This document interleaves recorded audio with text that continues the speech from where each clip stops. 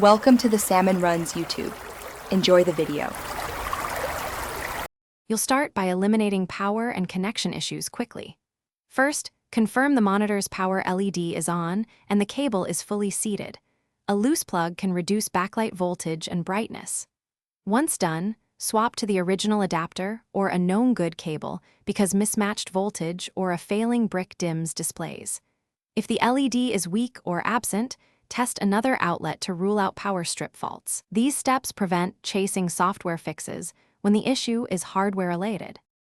Next, address configuration and signal flow so you tackle both software and input problems. Open the monitor OSD and raise brightness and contrast. Disable ECO or dynamic dimming because they lower backlight to save power.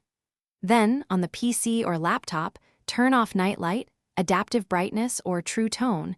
These actively alter luminance. Once done, switch inputs and cables. A damaged HDMI or display port can force the monitor into a low brightness state. This narrows whether the screen or source causes the issue.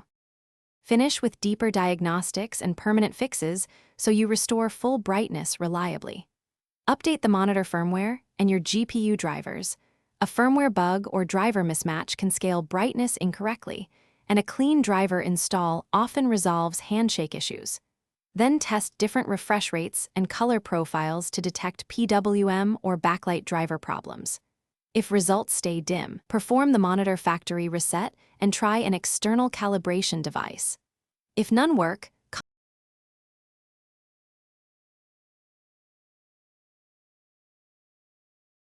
Thanks for watching.